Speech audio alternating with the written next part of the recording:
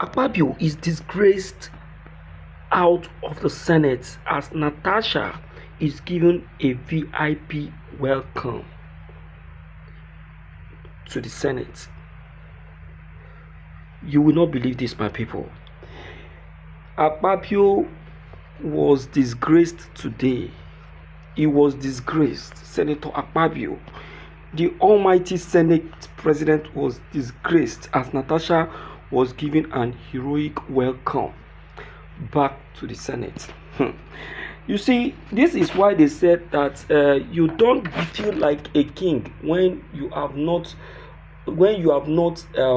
merited it. Akpabio started feeling like a king so early when he knows that he has not really merited it, and he doesn't merit it. He doesn't. See how he has shamed himself. See how he has made a caricature of himself. See how he has messed himself up. After all the nonsensical noising, bragging, blah, blah, blah, blah, blah, blah.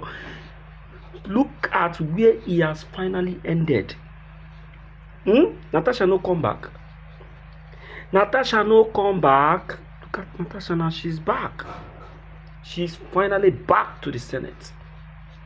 They went to the court to play politics that until the appeal which the Senate filed is over. Natasha should not be allowed to return back to the Senate. What is happening today?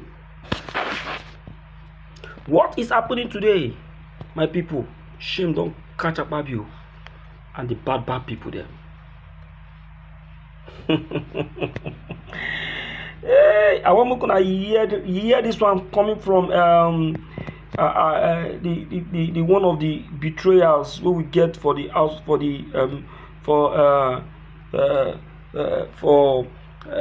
the southeast. Yes, please spend a little of your time with me as I drop this very video with you. Please watch this video to the very end because it will really interest you the more. Please, let's watch this. Tell us more about that. Has that loan been used? What part of that loan have been used? And what are the terms of that loan? Yes, these are elementary questions, and it makes no sense. A process is ongoing, payments is being made, and you are saying, how has this money been utilized? The money is meant for the project, and the money will be paid according to work done. When a certificate is generated, and that certificate, is approved, through a process in Ministry of Works, and then it will be given to the funders, and the funders will come and they will check, is this work done, and if it is done, they will release the foreign component of that loan. You will allow me do a right of reply, because it's obvious you came for me today, my very good minister friend. Hang on a minute. After you went to report me to, you can finish, but after you reported me to President Tinubu, you are on here with me again today, but it's fine. I will respond to you, Minister. Go ahead. You were putting Abati, am I on? Go ahead, Minister. We can hear you. Go ahead. We can hear you. Okay. Minister, I would like to interject. So that is about the coastal highway. Yes, Minister, I would like to interject. This monologue is quite long.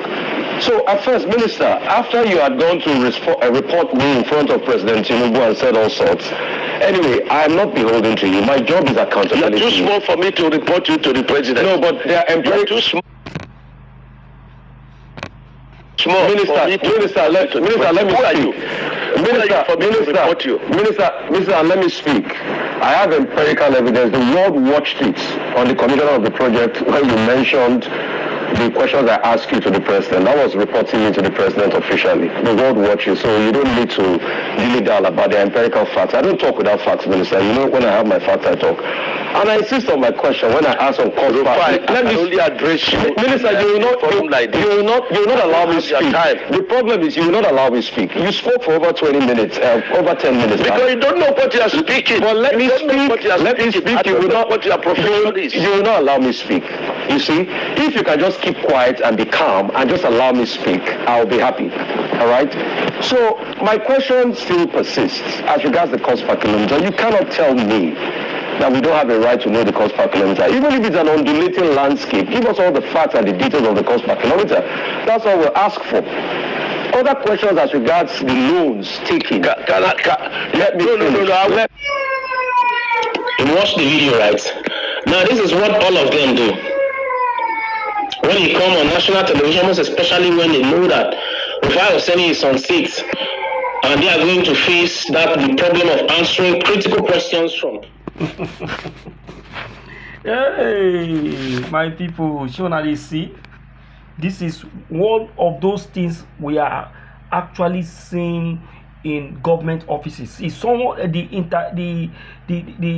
interviewer is only trying to get out some facts on the road which they claim that they spent billions on, you know, and the minister is trying to tell the interviewer that he has no right to get the facts, the fact concerning the road that he claimed that he has spent the billions upon.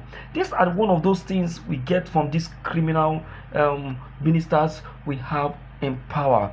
Now, okay, now see what people already are saying from the comment section, because we cannot just talk. Because if I talk now, they'll say we don't know what they talk.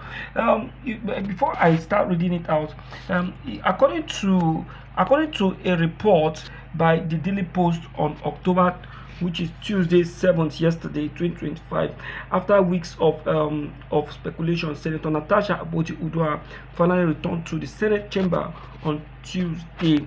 Yes, on Tuesday. Okay, drawing both applause and murmurs from our colleagues as plenary resumed in Abuja. Yes, this has to do with the resumption of Senator Akpabio Natasha, which everybody already had a recognition of. And believe me, our resumption yesterday was a welcomed one. She was given a VIP recognition and a VIP welcome. Now, the Kogi Central lawmaker, who had been noticeably absent from several sittings, made her way into the Red Chamber shortly after the opening prayers, sparking whispers among lawmakers and aides who had followed the rumors surrounding her disappearance. My people, in fact, a lot happened the moment Natasha stepped her feet into the Red Chamber, and you need to see the way everybody was just glancing at her. Now, speaking briefly to reporters after plenary, the senator dismissed speculations about her absence, calling them politically motivated distractions. She said, "I took time off for personal and constituency matters, but I'm fully back to continue serving the good people of Kogi Central." If there is something that gave me so much joy concerning the 6-month suspension of Senator Natasha, and you know what that is? Despite the 6-month suspension, the people of Kogi Central were still very, very strong in support of her. In fact, they stood by her. They never regretted that, okay, that Natasha has been suspended, and he has not been doing the needful that he's supposed to be doing. They understood all that happened to her, and they understood that it wasn't her fault, that it was the fault of the Senate. So they stood by her, they supported her, they protested, and helped her to be back to power. What are we talking about? The most sweetest thing is that when your people are able to stand by you and give you all the support that you need, and even understood you very well, it is a very much welcome situation. Now, looking at this further, a Senate aide who preferred anonymity told journalists that Natasha's appearance was a relief for many lawmakers. Meanwhile, political observers say Natasha's re-entry could reshape dynamic within the upper chamber, particularly as the ruling and opposition blocs prepare themselves. Now, despite the warm reception, some insiders hint that her absence had stirred quiet tension among party leaders who reportedly feared she might be distancing herself from key caucus activities. Of course, yes. Now she now know who love her and who doesn't love her. Yes, she now know who they are and who they are not. Everything is now appearing to be a reality. It's not a surprise. My dear listeners, I'm telling you that all of these are the things that Natasha must be very, very careful of, and now the truth is now appearing to be itself. So please, my dear listener, I want you to please help me like, subscribe, share this video, let it go viral, let everyone be aware of this very information, because all these people, they must be exposed one after the other. They must not go scot-free. Enough is enough. Yeah, let me read one or two from this very comment section before I kiss this very day a goodbye. Now, this is coming from Dīsgräçéd. Dīsgräçéd said the minister boasting their usually way of intimidation because they forgot they are there to only serve Nigerians. That is them for you. That is them for you. You see, when you put them into power, into office, that is when they will just change. They will change completely. I don't know if that very seat of power has been bewitched, just like one of my commenters said. He said, one of the man of God said, he said that very seat of power in Nigeria has been bewitched, that there is an evil on that very seat of power, on that very seat of power, that makes these people with good mind, when they get to that very seat, because of the bewitchedness and the devilish things that they have done on that seat, that very person's good intention will change to bad intention. Hey, I'm going to share this video, make you go viral, make everybody get a copy of it. Enough is enough. We cannot take it any longer. Thank you.